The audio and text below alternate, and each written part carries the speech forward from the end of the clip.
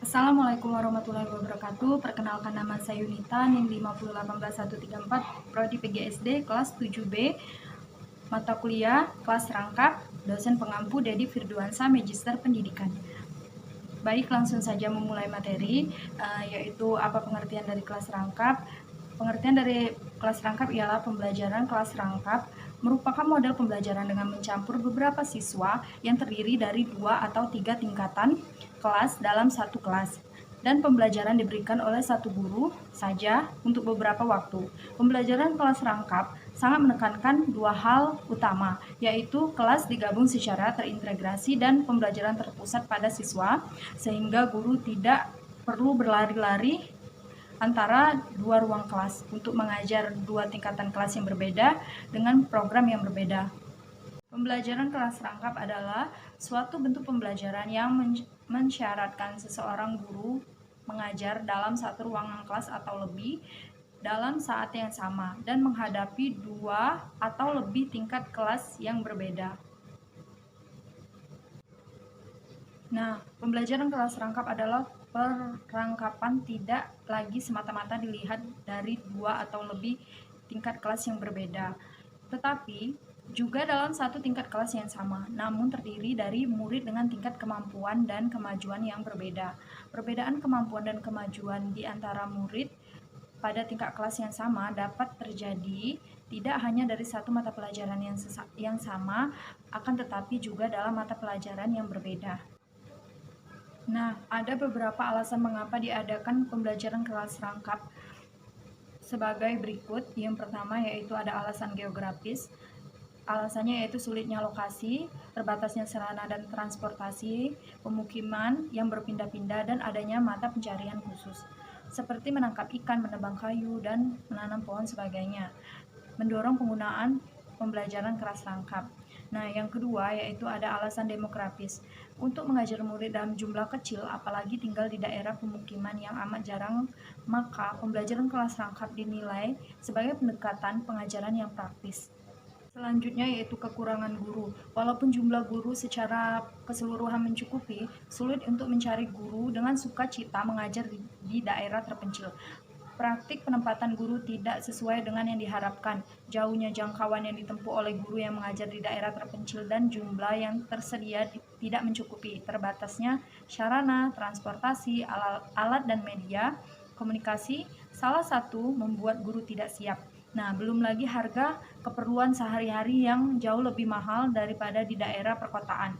Sementara besarnya gaji yang diterima tidak berbeda, ditambah dengan tanggal gajian yang lambat dan tidak teratur, dan terbatasnya peluang untuk mendapatkan pendidikan dan pelatihan lanjutan, serta pengembangan dari karir, maka lengkaplah sudah kecilnya minat guru untuk mengabdi di daerah terpencil. Selanjutnya yaitu terbatasnya ruang kelas. Walaupun jumlah muridnya cukup besar, jumlah ruangannya yang tersedia jauh lebih kecil daripada rombongan belajar. Salah satu jalan untuk mengatasi masalah ini adalah menggabungkan dua atau lebih kelas 1 dan 2 misalnya yang diajari oleh seorang guru, dan tentu saja pembelajaran kelas rangkap sangat diperlukan sekali. Nah, yang selanjutnya ada guru yang tidak hadir. Alasannya ini tidak hanya berlaku bagi sekolah dasar di daerah terpencil, di kota besar pun juga berlaku. Seperti di Jakarta, musibah banjir dapat menghambat guru juga untuk datang. Bisa juga adanya guru yang tidak hadir. Nah, alasan ini tidak hanya berlaku bagi sekolah dasar di daerah yang terpencil saja, akan tetapi di kota besar juga bisa berlaku. Seperti misal contohnya seperti di Jakarta sedang terkena musibah banjir. Nah, itu juga dapat menghambat guru untuk datang mengajar ke sekolah. Nah, tetapi kelas rangkap dilaksanakan tidak hanya karena alasan letak geografis, kekurangan murid, ataupun kekurangan tenaga guru. Akan tetapi, lebih dari itu adalah bagaimana meningkatkan mutu pendidikan melalui fasilitasi yang tinggi bagi perkembangan dan potensi siswa. Untuk memperjelas, mengembangkan 3 jenis kelas rangkap dalam pembelajaran ada 3, yaitu yang pertama yaitu ada combined gradis. Model pertama combined gradis ini atau juga dikatakan sebagai combined classes, di mana dalam satu kelas terdapat lebih dari satu tingkatan kelas anak. Membagi kelas menjadi beberapa bagian sesuai dengan tuntutan kurikulum untuk beberapa tingkatan atau hanya 2 tingkatan saja. Nah, yang kedua ada continuous progress. Model kedua, continuous progress model ini berupa kelompok anak dengan pencapaian kurikulum yang tinggi, di mana proses belajar mengajar melihat berkelanjutan pengalaman dan tingkat perkembangan anak. Dalam model proses ini, setiap anak berkesempatan untuk terus berkelanjutan dalam mengikuti setiap tingkatan kelas sesuai dengan lama sekolahnya. Tujuannya adalah setiap anak berkesempatan untuk memperoleh keuntungan dari perbedaan umur dan perbedaan sikap dan kemampuan ketika belajar bersama. Yang ketiga, yaitu ada mixed age atau multi-age grouping. Model ketiga, mixed age atau multi-age grouping, di mana proses pembelajaran dan praktek kurikulum memaksimalkan keuntungan dari berinteraksi dan bekerja sama dari beragam umur. Adapun langkah-langkah dari kelas rangkap, yang pertama, pada kegiatan pendahuluan kurang lebih dari 10 menit pertama, guru memberikan pengantar dan pengarahan dalam satu ruangan. Gunakan 2 papan tulis atau 1 papan tulis dibagi 2. Tulisan topik dan hasil belajar yang diharapkan dari kelas 3 dan kelas 4.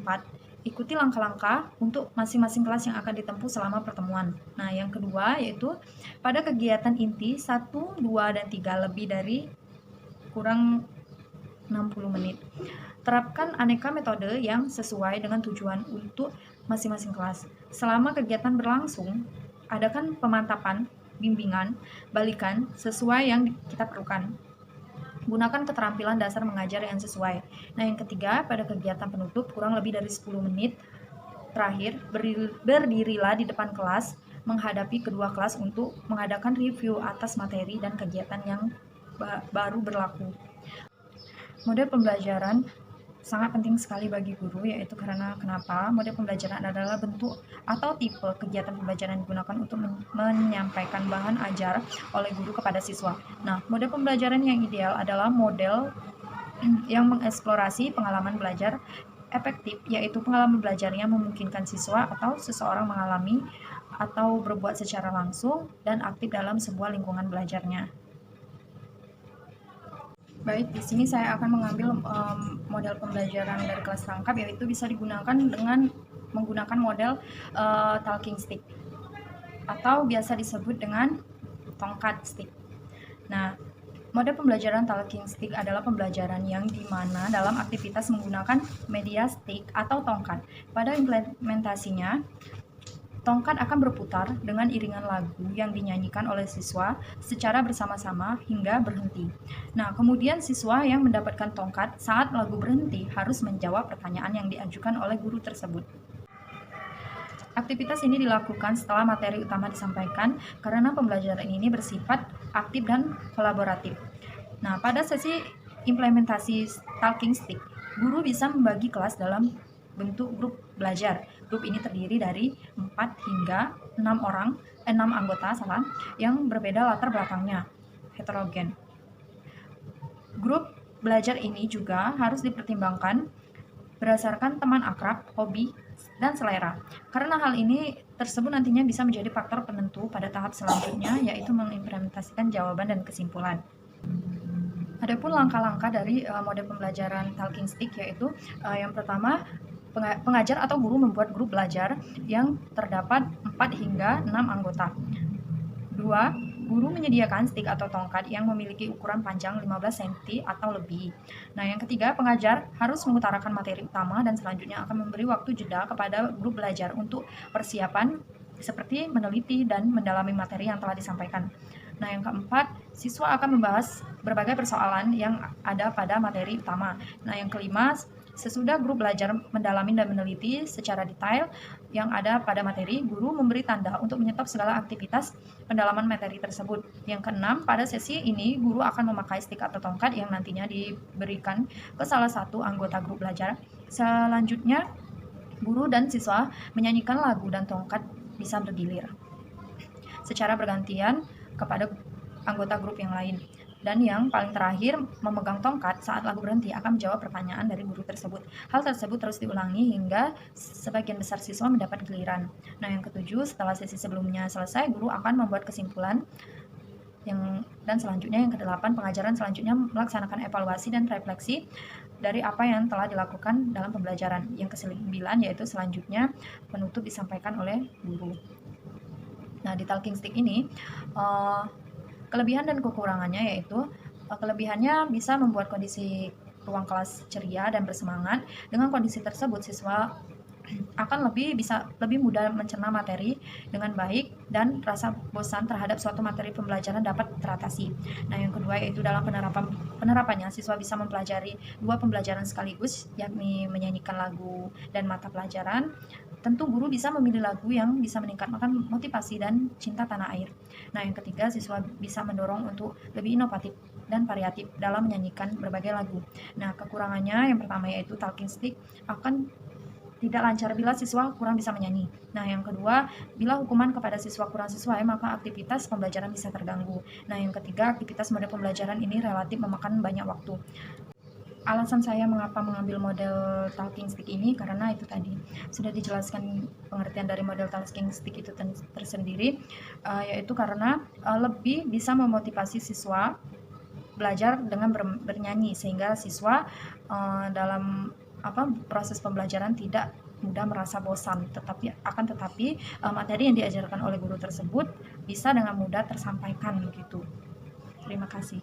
Mungkin itu saja yang bisa saya sampaikan. Apabila ada kata-kata yang kurang berkenan, saya mohon maaf. Kepada Allah saya mohon ampun. Dan saya akhiri. Wassalamualaikum warahmatullahi wabarakatuh.